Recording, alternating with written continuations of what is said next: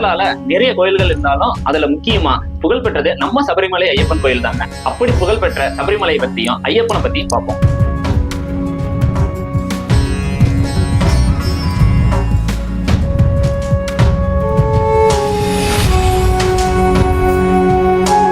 இதிகாசத்துல ஹரிஹர புத்திரனை தான் ஐயப்பன் சொல்றாங்க. ஹரிஹர புத்திரன், ஹரினா விஷ்ணு, அரண்னா சிவன். சிவனுக்கும் விஷ்ணுக்கும் பிறந்த குழந்தை தாங்க நம்ம ஐயப்ப சுவாமிகள். அதாவது ஒரு ஆணுக்கும் இன்னொரு ஆணுக்கும் பிறந்த குழந்தை தாங்க நம்ம ஐயப்பன். எல்லோரோட வாழ்க்கையிலும் அம்மான்னு ஒரு பெண் இருப்பாங்க. ஆனா நம்ம ஐயப்பனுக்கு அம்மா அப்பா இருவருமே ஆண்கள் தான். இதனாலதாங்க ஒரு குறிப்பிட்ட வயசுக்கு மேல நம்ம ஐயப்பன் சன்னதிக்கு பெண்கள் அனுமதிக்கலன்னு ஒரு தகவல் இருக்கு. சிறு வயதிலே போருக்கு செல்ல தைரியத்தோட இருந்த ஐயப்பனை பார்த்து இருந்த அவரோட தந்தை சிவபெருமான் அவரோட பாதுகாப்பு படைக்கு சேனாதிபதியா கருப்புசாமியை இருக்க சொல்ல இன்று வரை சபரிமலை ஐயப்பன் கோயில் பாதுகாவலா இருந்து வராருங்க கருப்புசாமி. இதனாலதாங்க மாலையிட்டு குடும்பத்தை பிரிந்து சபரிமலை ஒரு பக்தரோட குடும்பத்துக்கு கருப்பசாமி காவல் காத்து நிற்பாருங்கிறது ஐதீகம். மிகவும் பிரபலமான திருக்கோயில் ஒன்றான நம்ம சபரிமலை ஐயப்பன் கோயில்ல ஆரம்ப காலத்துல கல்லால் செதுக்கப்பட்ட சிலையே இருந்தாலும் தற்பொழுது 1.5 அடி உயரத்தில் 5 லோகத்திலான சிலை உள்ளது.